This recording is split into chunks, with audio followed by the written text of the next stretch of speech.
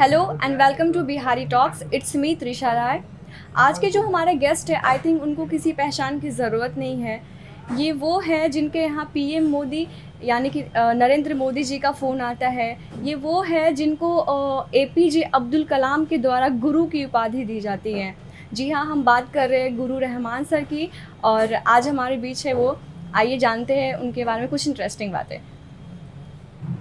बहुत बहुत स्वागत है सर हमारे शो में आपका। कैसे हैं आप? बहुत बढ़िया, और आपको धन्यवाद जी, बहुत बहुत शुक्रिया। अच्छा, आप मुझे सबसे पहले ये बताएं, आपके नाम के आगे जो गुरु लगता है, इसके पीछे की क्या कहानी है? देखिए, मेरा नाम डॉक्टर मतियुर रहमान खान था और उसके बाद डॉक्टर रहमान हुआ। 2007 में एपीजे अब्दुल कलाम आए थे पटना। वर्ल्ड समिट था, कृष्ण मेमोरियल हॉल में प्रोग्राम था, उसमें ऑर्गेनाइजर की ओर से मैं भी था।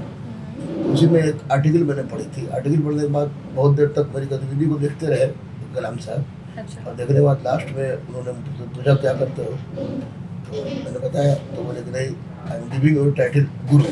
और 2007 से मुझे गुरु की उपाधि दी। एपीजे अब्दुल कलाम ने आपके मतलब नाम के आगे गुरु, तभी से वो गुरु का तभी से मैं गुरु का सिलसिला चल रहा है। अच्छा गुरु जी, आप मुझे एक बात बताएं, आप ठहरे मुस्लिम, सॉरी, पर फिर भी आप हनुमान भक्त हैं, मतलब ये कैसे पॉसिबल है?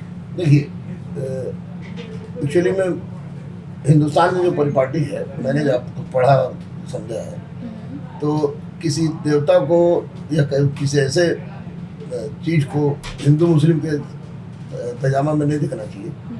बजरंग बली के बारे में मैं 94 से भक्त हूँ और बहुत कट्टर भक्त हूँ मैं। अच्छा। इसलिए कि बहुत सारी कुछ बाधाएं मेरी ज़िंदगी में आई, और उसमें एक बिल्कुल साक्षात देवता के रूप में अगर किसी ने मेरी रक्षा की तो बजरंग बली है। अच्छा अच्छा। और मुझे नहीं लगता है कि ये बजरंग बली किसी हिंदू या किसी मुस्लिम के या किसी सिख के देवता है। बजरंग बली ही एकमात्र ऐसे देवता है जिनको हम कह सकते हैं कि ये सारे मानव कल्याण के लिए, इंसान के देवता। इंसान के देवता। तो अगर मैं मुस्लिम हूँ और बजरंग बली को मानता हूँ तो इसमें कोई दिक्कत नहीं है, क्योंकि मैं बजरंग बली का था, बजरंग बली का हूँ और बजरंग बली का रहूँ। बिल्कुल। सर, आप अभी हाल ही में धीरेन्द्र शास्त्री आए थे, वो भी बजरंग बली के भक्त है, तो आप उनसे मिलना चाह रहे थे, आप मिले उनसे? हाँ, उनसे मिले हम। बजरंग बली को भक्त है इसलिए मिले हम, और होटल पनासर में मिला उनसे। अच्छा अच्छा। अच्छा, आप शिक्षक, अभी शिक्षक है, आपका शुरू से ऐसा था कि आपको शिक्षक बनना, या फिर कुछ और आप बनना चाहते थे बट ऐसे ही आप शिक्षक बन गए? नहीं, कभी शिक्षक बनना मेरे सपना में था ही नहीं। अच्छा। मैं जो आईपीएस अफसर बनना चाह रहा था, 2 बार यूपीएससी का इंटरव्यू मैंने दिया था, लेकिन बीच में प्रेम हो गया। अच्छा। और प्रेम ने मुझे दिशा भटका के शिक्षक की ओर से शिक्षक बना दिया। शिक्षक, मूल उद्देश्य मेरा अलग था, लेकिन मैं संतुष्ट हूँ आप शिक्षक बनने से। बिल्कुल। आपका ये शिक्षक का जो सिलसिला है, ये कब से शुरू हुआ? मैं पार्ट 1 से 94 से ही पढ़ा रहा हूँ, क्योंकि पार्ट 1 में ही मैं हमको लव हो गया था। तो मैं पढ़ा रहा हूँ, तो उसी वक्त से पढ़ा रहा हूँ, कंटिन्यूस अभी तक पढ़ा रहा हूँ। अच्छा, हम किसी भी फील्ड में अगर फर्स्ट टाइम काम करते हैं, कहीं भी जाते हैं, तो हमें मुश्किलें होती हैं। तो आप भी जब फर्स्ट टाइम शिक्षक बने होंगे या शिक्षा के फील्ड में आप कदम रखे होंगे पढ़ाने के लिए, तो क्या क्या मुश्किलें थी उस टाइम? देखिए, मुश्किलें उस टाइम सबसे बड़ी बात थी कि विनय कंठ हुआ करते थे, और प्रोफेसर डैजी ने रहे, तो उन्हीं के संस्थान में हमको ईस्ट एंड वेस्ट में मौका मिला था 1900 में पढ़ाने का। अच्छा। तो एक तो भय था अंदर से कि यूपीएससी के लड़के को पढ़ा रहे हैं, और मेरा खुद ग्रेजुएशन भी क्लियर नहीं हुआ था। तो एक भय ही एक बहुत बड़ा कारण था जो हमको मुश्किल पैदा कर रहा था, लेकिन उसको मैंने दूर किया। तो कम उम्र के टीचर को देख के लड़के तरह तरह का प्रश्न करते हैं, कुछ वैसे वाहियात प्रश्न भी करते हैं जिसकी कोई प्रासंगिकता नहीं होती है, तो उस तरह के प्रश्न पूछ जाते थे कि क्या पढ़ाएंगे, इतने ये हाँ, है, तो वो है। कहीं कि टेस्टिंग हो रहा था मेरा बच्चों के माध्यम से। अच्छा। लेकिन उसमें मैं सफल हुआ, और उसके बाद कोई दिक्कत नहीं हुई, टीचिंग को लेकर कोई दिक्कत नहीं हुई। हाँ, एक शिक्षक के दुश्मन छात्र नहीं हो सकते हैं, लेकिन अगर इसको आर्थिक एपिसोड से देखिए तो बहुत सारे टीचर्स भी प्रॉब्लम क्रिएट करने का प्रयास किए, लेकिन बजरंग बली ने हर बाधा को दूर किया, और आप आज इतने आगे हैं। अच्छा, मैंने सुना है कि आप पे गोलियां वगैरह भी चली है, ये क्या कहानी है? मतलब आप गोली चलने का कहानी है। प्रेम विवाह तो उस वक्त नहीं हुआ था, लेकिन ये कहीं लव, मेरा इंटर रिलीजन मैरिज है। मेरी वाइफ हिंदू है, मेरी बेटी भी हिंदू है, मेरा बेटा भी हिंदू है। तो उस शुरू में स्वाभाविक कोई भी आज जितना फीलिंग है, जितना गंदा बिहार आज है, तो 2007 में कितना गंदा रहा होगा आप सोचिए। तो ऐसी परिस्थिति में हमको एक बार काली घाट में अच्छा। अपनी प्रेमिका से ही मिलने गया था, तो वहाँ गोली चली। और उसके बाद अप्सरा सिनेमा हॉल हुआ करता था एक जगह, हम लोग तो वहाँ से मैं आ रहा था, गोली चली। लेकिन तीसरी बार गोली चली मेरे रूम में आके, हमको सटा के मारा गया था। अच्छा, रूम में? हाँ, रूम में सटा के मारा गया था। तो उस वक्त का बच जाना निस्संदेह बजरंगबली की अनुकंपा का, शायद इसलिए आप इतने बड़े भक्त हैं उनके। इसलिए नहीं, शायद नहीं, ये भी बहुत बड़ा कारण है कि मैं उनके साथ रहा और उन्होंने मेरी रक्षा की। क्योंकि मैं बजरंगबली का लॉकेट हमेशा 1994 से ही पहनता हूँ, और गंजी में था तो गोली मारने वाला जब मांस मेरा उड़ा तो उसके बाद कुछ नहीं हुआ। तो मुझे तो लगा कि मैं चला गया, लेकिन जब मैं देखा कि नहीं मैं हूँ, तो उसके बाद उस व्यक्ति की नज़र पड़ी मेरे लॉकेट पर। तो बोला कि तुम मुस्लिम हो के, जैसे आप पूछ रही हैं कि तुम मुस्लिम हो, तुम मियाँ हो के बजरंगबली का भक्त कैसे? हाँ, तो आपको चूंकि पढ़ी लिखी है, समझा देना बहुत आसान है, उसको समझाना टफ था। मैं कुछ बोलता उसके पहले बोला कि नहीं, मैं अभी बजरंगबली का भक्त हूँ, और तुम्हारे ससुर ने 4 लाख रुपए दिया था तुमको मारने के लिए, अब हम नहीं मारे। अच्छा। तो एक गोली चली, बच गया। अच्छा, आपके पिताजी सब इंस्पेक्टर है आई थिंक? इंस्पेक्टर थे। अच्छा, तो आपके लाइफ में अभी आप जो भी है उनका क्या योगदान रहा है अभी तक? पढ़ाई में उनका बहुत बड़ा योगदान था। अच्छा स्कूलिंग, अच्छा कॉलेज में उन्होंने सब कुछ किया, लेकिन प्रेम के बाद किसी का कोई योगदान नहीं रहा। अच्छा, आपकी जो प्रेम विवाह आपने किया है उसमें उनका कोई सपोर्ट नहीं था? कैसे सपोर्ट रहेगा? नहीं था। कोई हिंदू मुस्लिम से, कोई मुस्लिम हिंदू शादी करेगा तो ये कलयुग है। पर ये तो गलत है ना। आई मीन वो इतने पढ़े लिखे होकर भी ये सब आज के ज़माने में अगर कोई मानता है कि वो हिंदू मुस्लिम धर्म, तो ये तो गलत है ना। पढ़े लिखे लोग ज़्यादा मानते हैं मेरे दृष्टिकोण से। मैंने अपने देखा तो हमारे ससुराल के पक्ष में बहुत पढ़ा लिखा था, गोली चलवा रहा था, पिटवा रहा था हमको, और हमारे पढ़े लिखे होने के बावजूद भी ये कर रहे थे। यहाँ पर लोगों के दिमाग में है कि हिंदू और मुस्लिम का शादी हो ही नहीं सकता है, दो अलग से। हमारे ससुराल वाले का पक्ष था कि तुम डोम से शादी कर लो मेरी वाइफ को, अच्छा, किसी मुस्लिम शादी मुस्लिम से मत और करो। हमारे घर वाले का नाम था कि और करियर है हो तो करो, लेकिन उसको कन्वर्ट करा दो। अच्छा, मुस्लिम में, और लाइक मुस्लिम वो का हिंदू है। हाँ। तो मैंने किसी का शर्त स्वीकार नहीं किया, डोम तो हो नहीं सकता था, और कन्वर्ट कराने की बिल्कुल नहीं, जो प्योर है, जो क्योंकि शर्त ही नहीं थी, कोई शर्त नहीं थी कि तुमको हिंदू बनना है या तुम मुस्लिम बनना, कोई शर्त नहीं थी। और मुझे धर्म से प्यार नहीं हुआ था, मुझे व्यक्ति विशेष से प्यार हुआ था। तो उसके लिए अगर कुछ भी करना हो तो मैं कर देता, दूसरा नहीं कर पाता। अच्छा, मैंने सुना है कि आपके पास पीएम मोदी यानी कि नरेंद्र मोदी जी का कॉल आया था। यही दुर्भाग्य है मैडम, इस बिहार की भी और इस हिंदुस्तान की भी। भारत माता की जय, वंदे मातरम चिल्लाने वाले बहुत हैं, बहुत है। आपको हर गली में, एक घर में 10-10 आदमी मिल जाएगा। लेकिन जब कोरोना हुआ था, तो कोरोना होने में कोवैक्सीन का ट्रायल की बात आई। कोवैक्सीन तैयार हुआ, माननीय प्रधानमंत्री को ग्रेट सैल्यूट के साथ स्वागत करेंगे, क्योंकि चेचक का टीका 7 साल में बना था, और हमारे भी दिमाग में था, पढ़ा लिखा था कि 7 साल में बनेगा तो तब तो पूरा बर्बाद हो जाएगा। तो आज तक पर न्यूज़ दे रहा था कि कोवैक्सीन के ट्रायल के लिए जरूरत है, कोई व्यक्ति की जरूरत है। 2-3 दिन तक मैं देखता रहा, उसके बाद कहा कि जब मैं भी तो कहता हूँ कि मैं भारतीय हूँ और मैं भी पीड़ित हूँ, पूरी दुनिया के लोग पीड़ित हैं, तो चलते हैं हम। तो मैंने पहली बार एक बिल्कुल सीरियस में नहीं था त्रिशा जी, बिल्कुल सीरियस नहीं था, लेकिन हमको लग रहा था इंजेक्शन है। मैं वहाँ गया तो हमारे पास बहुत सारा डायरी आया, डायरी में भरना था, तो भरना था, 60 लाख का बॉन्ड था कि 60 लाख का हमारा इंश्योरेंस कराना था। अच्छा, तो मुझे लगा कि इंजेक्शन के लिए 60 लाख क्यों है, तब मुझे थोड़ी सी घबराहट हुई। हाँ, घबराहट अपने लिए नहीं हुई, क्योंकि मेरी बेटी दम में आती थी और बेटा विज्ञान अर्जित बहुत छोटे हैं, और पत्नी भी थी। वो ना तो मेरे पास परिवार है, ना ससुराल है, कोई नहीं है, तो उसमें घबराहट होना लाजमी था।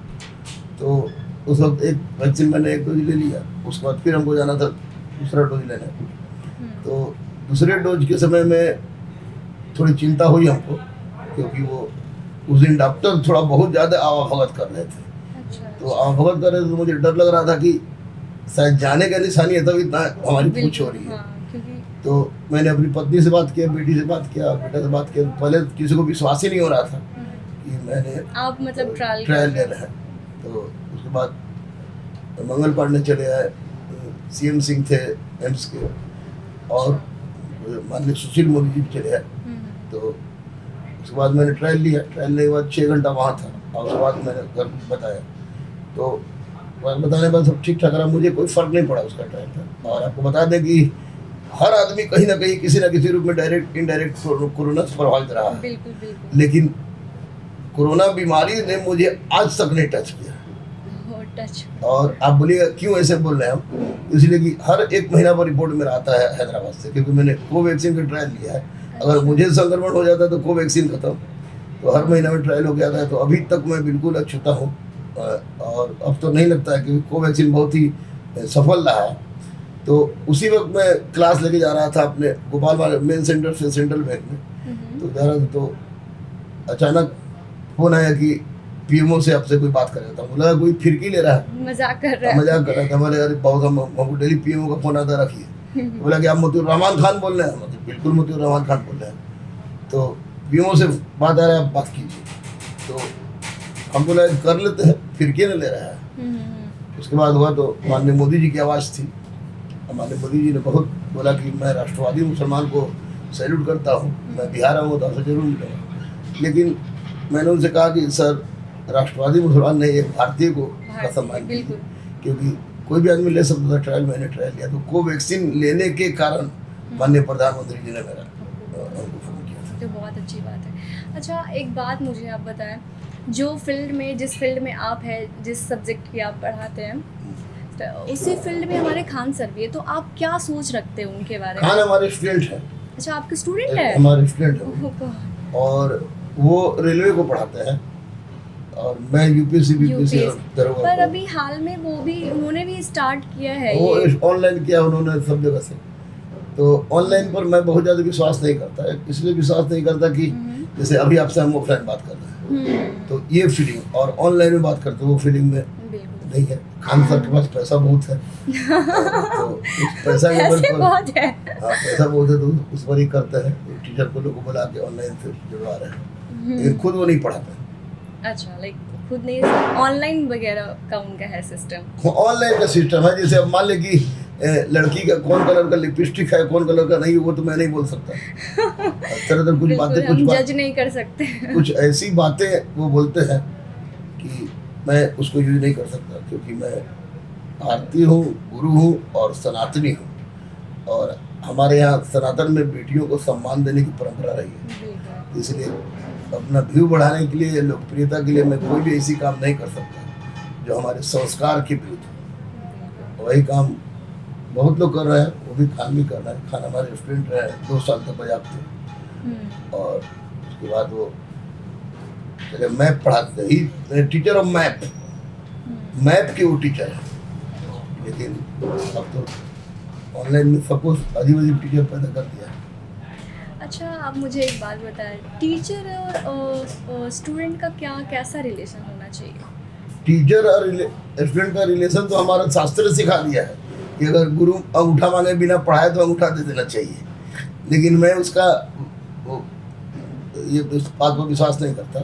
लेकिन इतना तो रहना चाहिए कि टीचर जब पढ़ा रहा है तो क्लास में जब भी घुसे वो, तो जो लड़कियां बैठी हैं, जो लड़के बैठे हैं, अगर उसके मन में जब तक फीलिंग नहीं होगा कि ये हमारी बेटी और बेटा है, तब तक वो गुरु ग्रुप में नहीं पढ़ा पाएगा। और स्टूडेंट्स भी उस समय तक टीचर्स को महत्व नहीं देगा जब तक वो टीचर उनके पिता समान उनको नहीं समझेगा। लेकिन आजकल कुछ माहौल थोड़ा बिगड़ा है, हमारे यहाँ नहीं, हमारे माहौल नहीं बिगड़ सकता, इसलिए कि बिल्कुल दूसरी बात है। माहौल बिगड़ा है, उसका कारण है कि आजकल के टीचर से ज्यादा दुकानदार हो गए हैं और पैसे बना रहे हैं, खरीदार हो गए हैं, इसलिए थोड़ा रिलेशन खराब हुआ है। अच्छा, आप एक बात मुझे बताएं, अभी बिहार का कंडीशन बहुत ख़राब है शिक्षा को लेके। बहुत सारे सरकारी स्कूल वगैरह में ऐसा देखा जाता है कि शिक्षक ही नहीं आते तो वो पढ़ाते नहीं हैं। तो इसको कैसे हम सुधारें? लाइक हम स्टूडेंट, टीचर या यहाँ की गवर्नमेंट क्या करे जो ये शिक्षा व्यवस्था में सुधार? देखिए, इसमें दोष बच्चों के गार्जियन का भी है और हमारी शिक्षा व्यवस्था का भी।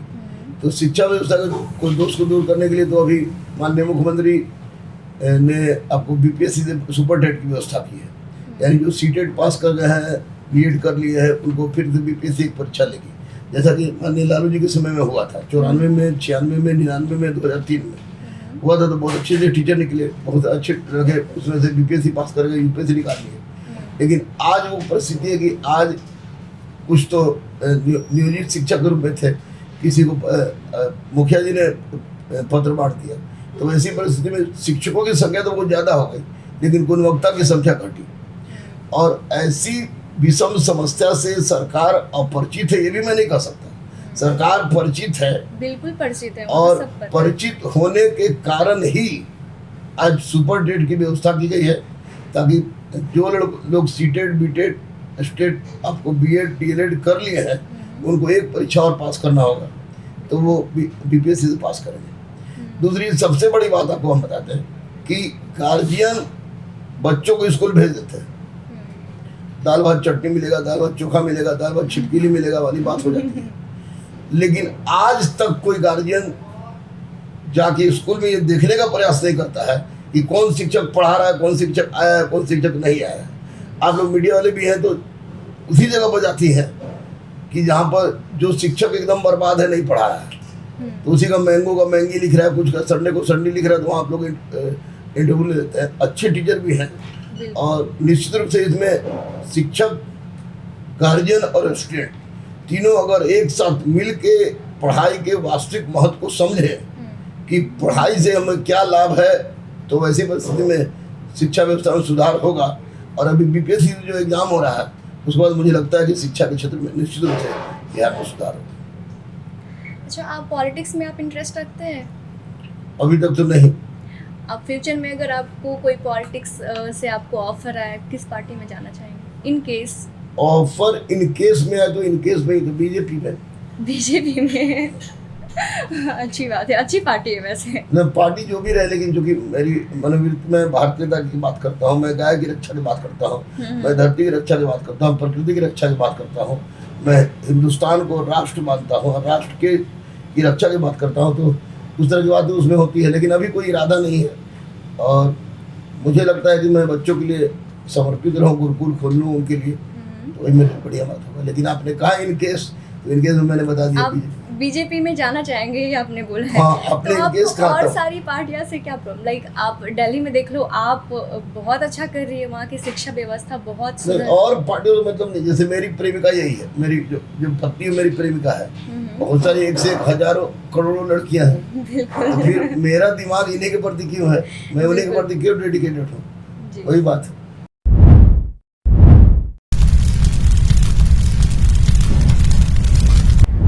रैपिड फायर राउंड स्टार्ट होने जा रहा है। बेसिकली इसमें आपको खाते खाते हमारे कुछ क्वेश्चंस का आंसर देना होगा रैपिडली, मतलब जल्दी जल्दी। आप खाना को एंजॉय कर सकते हैं, साथ में खाइए खाइए। हमारा पहला क्वेश्चन है कि आपकी मैडम यानी कि भाभी जी से आप फर्स्ट टाइम कहाँ मिले थे? फर्स्ट टाइम में हम लोग तैयारी कर रहे थे, यूपीएससी की तैयारी कर रहे थे, तो एंथ्रोपोलॉजी क्लास था, उसी मिले थे। मिले क्या थे, देखे थे। अच्छा, और मिलने से प्यार हो तो उस प्यार को प्यार नहीं कहते, देखने से प्यार हो वो प्यार होता है। मतलब कि दिल्ली मिले थे या पटना मिले थे? दिल्ली में यूपीएससी की तैयारी जब आप करने गए थे, तभी उस ड्यूरेशन में आप मिले थे। अच्छा, उसके बाद आपका फेवरेट सब्जेक्ट क्या है? शुरू से हिस्ट्री रहा है कि कुछ और भी? नहीं, मेरा सब्जेक्ट, मैं इतिहास का छात्र हूँ, और ये दूसरी बात है कि 3 एमए है मेरा, लेकिन मैं हिस्ट्री मेरा शुरू से रहा है। फिर आरडी में मैंने किया, और आरडी के बाद फिर मैंने आपको आर्कियोलॉजी में आपको एमए किया, 3 पीएचडी भी है। तो फेवरेट सब्जेक्ट हिस्ट्री कहिए, क्योंकि हिस्ट्री बहुत कुछ बता देता है। फेवरेट फूड क्या, खाने में क्या पसंद है आप? दाल भात चोखा पापड़ नींबू हरा मिर्चा, शुद्ध देसी खाना जिसको सबसे बेस्ट खाना है। अगर मुझे कहा जाए कि मैं बारात में कहीं जाऊं और सबसे फेवरेट भोजन तो हमको वही लगेगा। पर बारात में तो मिलती नहीं है चावल दाल चोखा, कहाँ कौन सी बारात में मिलेगा? इसलिए बहुत कम जाते हैं बारात से। अच्छा, आपको लाइक घूमना आपको पसंद है? हाँ, लगभग पसंद। अगर इंडिया के ऐसी कई सारी जगह जो बहुत खूबसूरत है, पर फिर भी आपके अकॉर्डिंग कौन से? रामेश्वरम। रामेश्वरम। आपको धार्मिक वाली जगह बहुत काफ़ी धर्म भी है और कंपोजिट कल्चर की पहचान भी है। लोग एक्चुअली में जानते हो बाबू, एक सबसे बड़ी प्रॉब्लम यहाँ है कि लोग जानते कम है, बोलते ज़्यादा है। जैसे रामेश्वरम में शिव मंदिर है, रुद्राभिषेक भी मैंने कराया है, लेकिन ये लोग भूल जाते हैं कि एपीजे अब्दुल कलाम भी वहीं के हैं। तो चूंकि मेरी बेटी छोटी सी है, उसको एपीजे अब्दुल कलाम उसके बहुत एपीजे अब्दुल कलाम की बहुत बड़ी फैन है। तो जब भी मैं होता हूँ तो रामेश्वरम ही जाता हूँ, मेरी बेटी खुश हो। अच्छा, बिहार के अंदर क्या ऐसी चीज़ है, कुछ भी लाइक शिक्षा वगैरह कुछ भी जो आपको बहुत पसंद है, लाइक बहुत अट्रैक्ट करती है? बिहार के लोगों की मासूमियत। मासूम? बिहारी लोग मासूम बहुत, आपको पता नहीं, बिहार बाबा आए 10 लाख लोग जुट गए, बिहार की मासूमियत थी। बिल्कुल नहीं, बाबा की भी कुछ योगदान रही है। हाँ, बाबा का योगदान है, लेकिन लोगों के मासूम यही था कि मैं जाऊंगा तो मेरी समस्या का निराकरण हो जाएगा। बिल्कुल। अच्छा, आप स्टडीज में कैसे थे? स्टार्टिंग से बहुत अच्छे थे या एवरेज स्टूडेंट थे? देखिए मैडम, एकदम स्पष्ट खुल के हम बता दे रहे हैं, पढ़ाई में ठीक नहीं रहते तो मेरा प्यार मुझे नहीं मिलता। मैं शाहरुख खान तो था नहीं, रहमान खान था। दूसरी बात की मैं मुस्लिम था और सब लोग हिंदू थे, तो एक ही चीज़ ही था जिससे मैं मैडम को अट्रैक्ट कर देता, और वो चीज़ था पढ़ाई।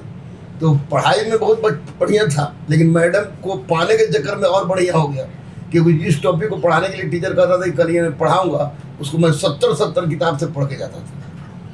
मतलब मैडम आपकी स्टडीज को देखकर मतलब अट्रैक्ट हुई? अट्रैक्शन का कोई ना कोई तो कारण होना चाहिए ना। तो यानी कि मैडम को मैंने अपने ऊपर तकाने में जो समय लगाया वो स्टडीज की वजह से। ये बहुत अच्छी बात है, उनको भी इंटरेस्ट है कहीं ना कहीं स्टडीज में। हाँ बिल्कुल, इसी टॉपर इन सोशियोलॉजी। अच्छा, आप आज के जो हमारे जनरेशन के जो युवा है, एक तो शिक्षा के लिए आप कुछ बोल सकते हैं, दूसरी चीज़ की जातिवाद बहुत होता है, इस चीज़ के लिए आप आज के युवा को क्या बोलना चाहेंगे, क्या संदेश देना चाहेंगे? देखिए, जाति हमारे सनातन में भी है, लेकिन काम बेस जाति था। आज जाति जिस प्रकाष्ठा पर गया है, उस जाति के प्रकाष्ठा पर जाना हमारे हरास का बहुत बड़ा कारण है। तो मैं युवाओं से यही बोलूँगा कि बैकवर्ड फॉरवर्ड हिंदू मुस्लिम सिख ईसाई करने से ज़्यादा अच्छा है सारे आपस में भाई तो पुरानी कहावत है, कलम उठाए पढ़े, पढ़ाई से बड़ा कोई जाति नहीं होता। बिल्कुल, ये तो मैं जाति का को नहीं, अब मैं क्या जाति को मानूंगा? मेरी जाति कुछ और, मेरी पत्नी की जाति कुछ और है, फिर भी आप दोनों में टच, इतनी अच्छी बॉन्डिंग अभी भी है। बॉन्डिंग, अगर एक इशारा बता दे कि जान कूद जाओ गोल कर पड़ते कूद जाऊंगा। बॉन्डिंग तो अच्छी बात है ये तो। बहुत प्यार। अच्छा, अब हम आपकी लाइफ जर्नी शुरू से अभी तक की जो आपकी लाइफ जर्नी है, हम डिटेल में सुनना चाहेंगे, आप एक बार हमें बताएं। देखिए, आप खाते खाते कर सकते हैं। खाते खाते बताएंगे या तो खाएंगे या बताएंगे, तो पहले बता देते हैं उसके बाद खा लेते हैं। बिल्कुल। मेरा जन्म 10 जनवरी 1978 को बसंतपुर में हुआ। बसंतपुर उस समय होता था सारण में, अभी तो सिवान में आ गया है। और जब ठीक ठाक, पुलिस अफसर का बेटे को किसी की कमी नहीं होती है, तो सब कुछ ठीक ठाक चल रहा था। उसके बाद मैंने मैट्रिक किया, मैट्रिक का भी टॉपर था। उसके बाद मेरा उद्देश्य था IPS बनना, लेकिन मेरा बड़ा भाई जो है वो ज़बरदस्ती ISC में मेरा एडमिशन करा दिया। अच्छा। और मैथ मेरी इतनी अच्छी है कि एक मैथ दे दीजिए, आप बोलिए कि 10 दिन बाद बना के लाओ तब भी नहीं बनेगा। और एडमिशन उसने करा दिया साइंस में। तो हम हेडेक में पड़ गए कि अब क्या करें तो क्या करें। और भाई का एक ही उद्देश्य था, तुमको डॉक्टर बनना है, डॉक्टर बनना है, डॉक्टर बनना है। तो भैया डॉक्टर बनना है बुझाए तब ना डॉक्टर बनना है।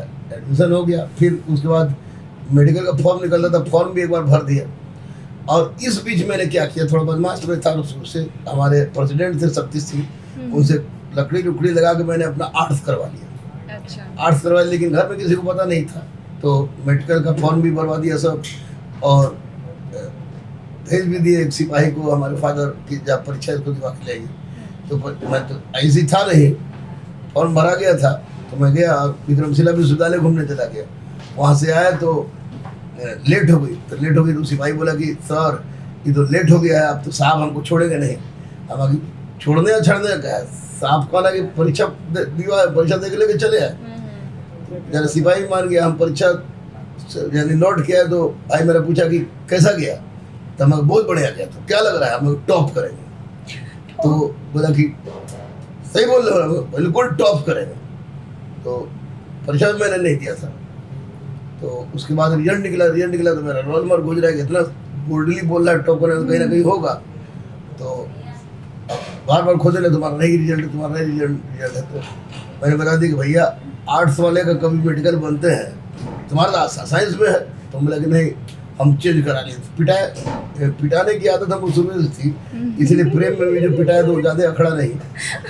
तो भाई से पिटाया, बाप से भी पिटाया, लेकिन अपना पालक छूट गया, मैथ से पालक छूट गया, मैं उसका था।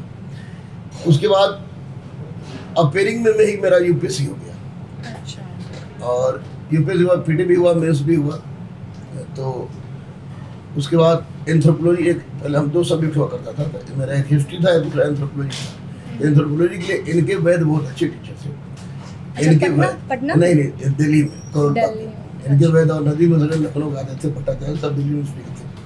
तो और जब करते थे, क्लास करते थे, पढ़ाई ठीक चल रही थी मेरी। तो पढ़ाई बहुत बढ़िया चली थी, लेकिन अचानक एक बार कैंटीन पर मैडम को देख ली खड़ा हुआ, उनका ड्रेस पता नहीं क्या हुआ, एकदम दिमागे मेरा घूम गया। अब घूम गया तो हमको लगा कि सर ऐसी झटका है, लेकिन अब जब 10 बजे से क्लास है तो हम 9 बजे पहुंच जाए मैडम के चक्कर में। हाँ, मैडम चक्कर में, और किसी चक्कर में। और घूम जाए। उसके बाद गाना उस वक्त एक रिलीज हुई, बड़ी चल रही थी कि हो गया है तुमको तो प्यार सजनी, प्यार सजनी। हमको भी नहीं लग रहा था कि प्यार होता है, प्यार का होता। बाद में पता चला। तो मैडम को हम सोचे कि बोले, डर लगता था। तो मैडम जब वहाँ से उतर के जाती थी तो लक्ष्मी नगर हो जाती थी, लक्ष्मी नगर में भी जाता था। तो पहले मैं साइकिल रखे हुआ था। तो एक बार फिर हम बहाना बोले कि मैडम मेरा साइकिल तो चोरी हो गया, झूठ से साइकिल घर में छुपा दिए और फिर साथ जाने लगे। तो मैडम की एक बड़ी खराब आदत थी, वो हमको हमेशा बोलती थी खान भाई। तो अब मन में मेरा लगता था कि खान बोल, खनवा बोल, कुतवा बोल, लेकिन खान भाई मत। तो एक बार फिर हम डरते एक बार बोल दिए कि हम शादी करें, I love you, I like you नहीं, डायरेक्ट शादी करें। तो बोले कि आपका खान भाई दिमाग खराब हो गया, मैं हिंदू, आप मुसलमान, ऐसा संभव नहीं है। तो हम बोले कि संभव का ही नहीं, बहुत जगह होता है। तो उसके बाद भी मैडम यानी घास नहीं डालती थी, लेकिन हमको वन साइडेड लव हो गया था, बहुत गहरा लव हो गया था। तो एक बार मैडम हम गए तो पता चला कि मैडम की एक दोस्त थी राधा, वो भी पढ़ती थी वहाँ। तो उससे पूछे कि नहीं आई, तो बोले कि चली गई, उसकी शादी लग गई है। तो आप समझ सकती है, जब मैडम की शादी मतलब बात चल रही थी। हाँ, शादी लग गई थी। अब जब गई थी तो प्यार पता नहीं आपने किया कि नहीं, लेकिन प्यार करने में बड़ी डेंजर चीज है।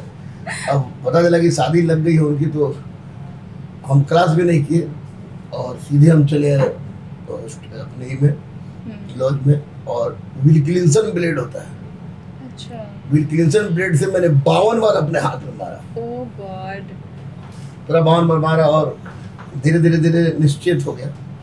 लोग इलाज करा था, बोले कि कट गया, लेकिन डॉक्टर समझ गया कि कटा नहीं, काटा गया है। तो फिर उसके बाद हम बोले, घर में फादर को फ़ोन किए कि मेरा दिल्ली में शूट नहीं कर पा रहे हैं। फादर हमारे फतवा थाना प्रभारी थे, शूट नहीं कर पा रहे हैं। बोले किसी तरह शुरू में इसी तरह होता है, नहीं रहो। तो फिर हम भाई को फ़ोन किए, भाई बोले मर जाओ लेकिन वही रहो। तो फिर माँ को मैंने फ़ोन किया, माँ को बोले कि माँ आपको कितना बेटा है? तो बोले बाबू 3 को। हम कि 3 नहीं 2।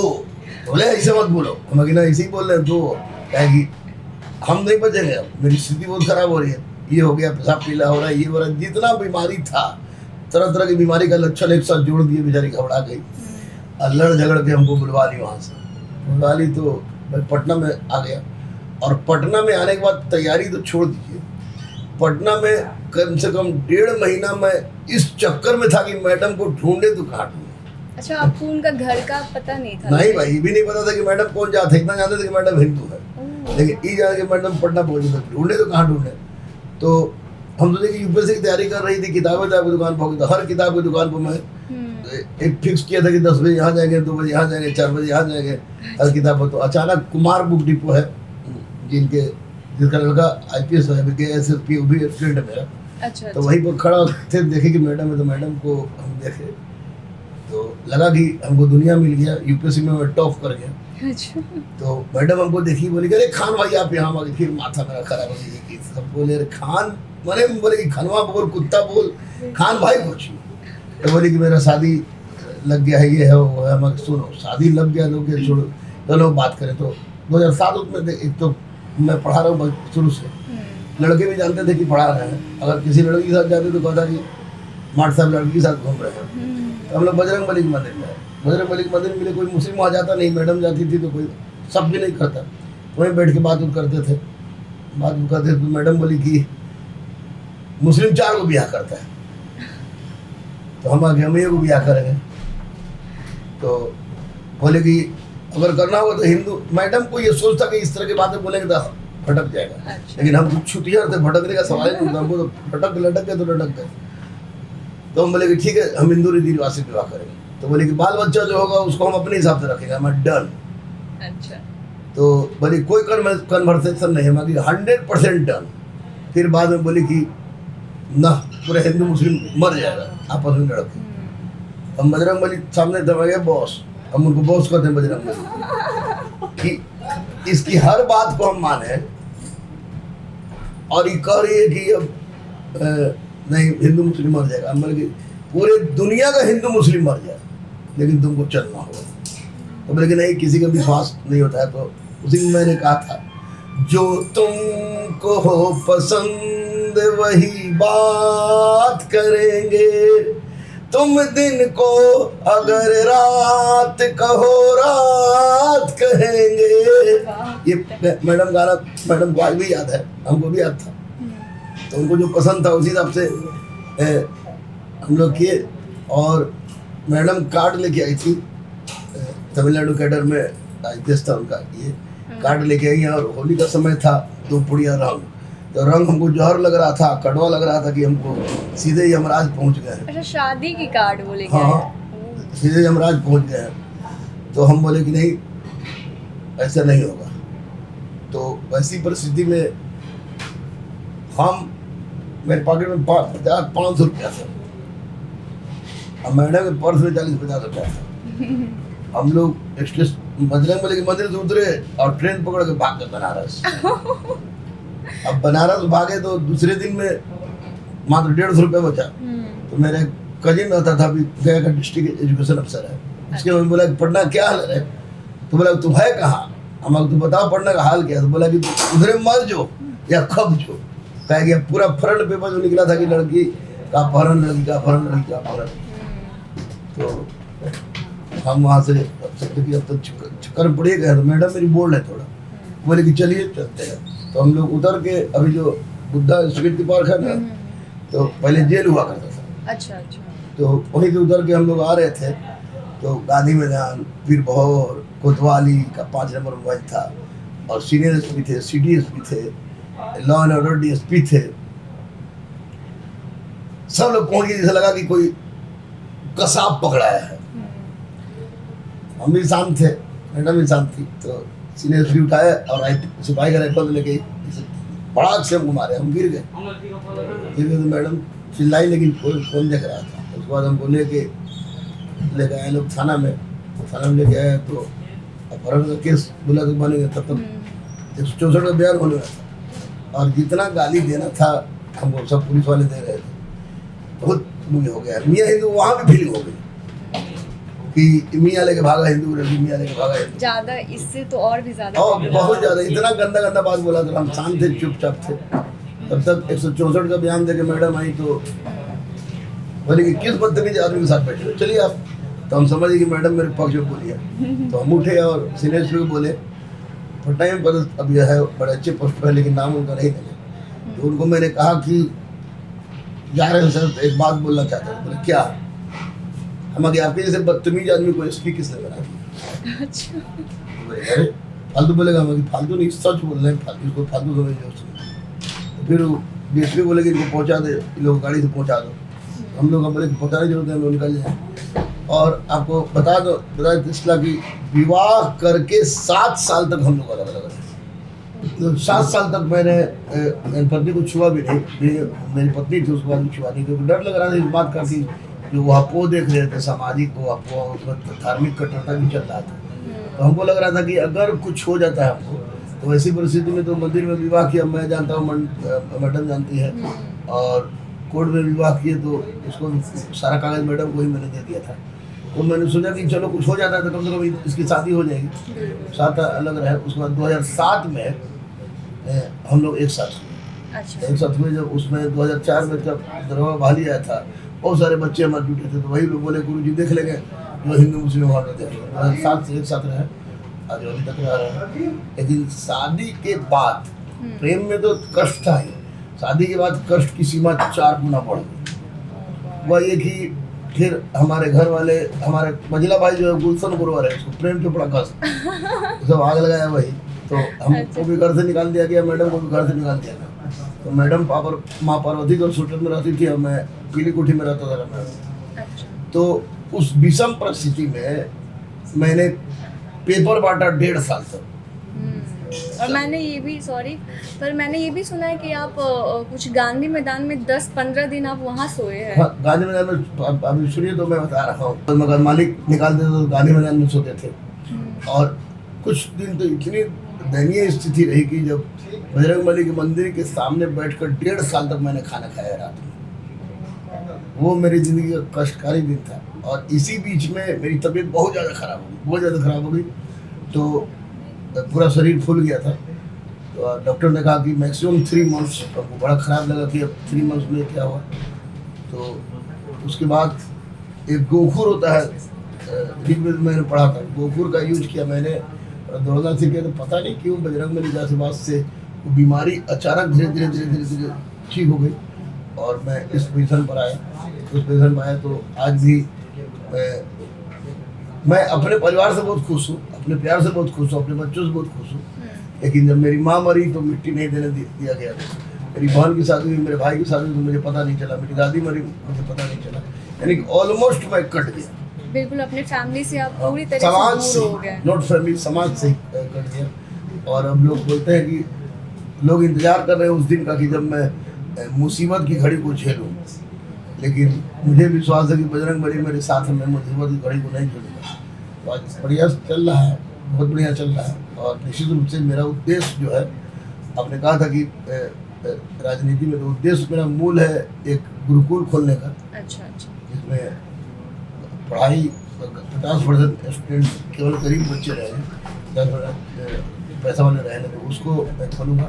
आगे चलूँगा। बेटी को मैं उद्देश्य है कि बेटी डॉक्टर बन जाए। मेरी बेटा तो खैर मैं खुद अपने बाप का नहीं सुना तो बेटा मेरा क्या सुनेगा। लेकिन बेटी के प्रति यह है कि वो डॉक्टर बन जाए। अच्छा परिवार चल रहा है, ठीक ठाक चल रहा है।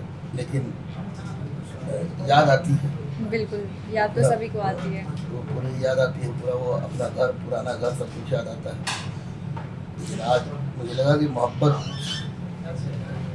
कहना बड़ी आसान है, करना बहुत आसान है, निभाना बहुत मुश्किल है। सब नहीं कर सकते। और आज ईश्वर की असीम अनुकंपा देखिए कि 10-10 IPS, 10-10 IAS, अब हजारों सब इंस्पेक्टर, 167 DSP, SDM छूटे हैं तो खुशी होती है।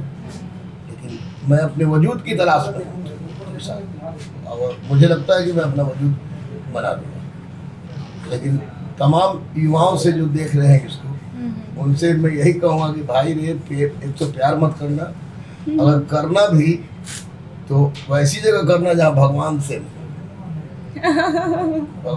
अगर भगवान अलग रहे तो दिक्कत होगी, बहुत मुश्किल होती और है। सब कोई गुरु रहमान हो नहीं सकता है। बिल्कुल। तो उसको कीजिए। और तो बायोपिक भी मेरी आ रही है। बायोपिक देखने के बाद और लोगों के दिमाग में आएगा यार, देखने में, सुनने में, करने में बड़ी अच्छा लगता है, लेकिन एक स्टेज जाने के बाद बड़ी टफ काम है, नहीं करना चाहिए। चलिए, हम बहुत बहुत धन्यवाद देना चाहेंगे मैडम का, जिसकी वजह से हमें आप जैसे शिक्षक मिले हैं। और बहुत बहुत शुक्रिया आपका भी हमारे शो में आने के लिए। बहुत बहुत थैंक यू। आपको बहुत बहुत धन्यवाद, बहुत बहुत धन्यवाद। और मैं आशा करूँगा कि ये आपका जो बिहारी टॉक्स है वो हिंदुस्तान में एक अद्भुत आवाज बनकर उभरे जो सब लोगों के दिलो दिमाग में छा जाए।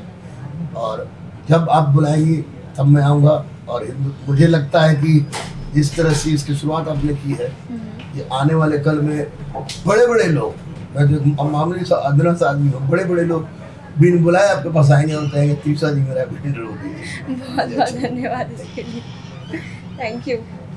आपका भी बहुत बहुत धन्यवाद हमारे साथ यहाँ तक बने रहने के लिए। और नेक्स्ट एपिसोड में आप किसे देखना चाहते हैं हमें कमेंट ज़रूर करें। तब तक के लिए बाय बाय।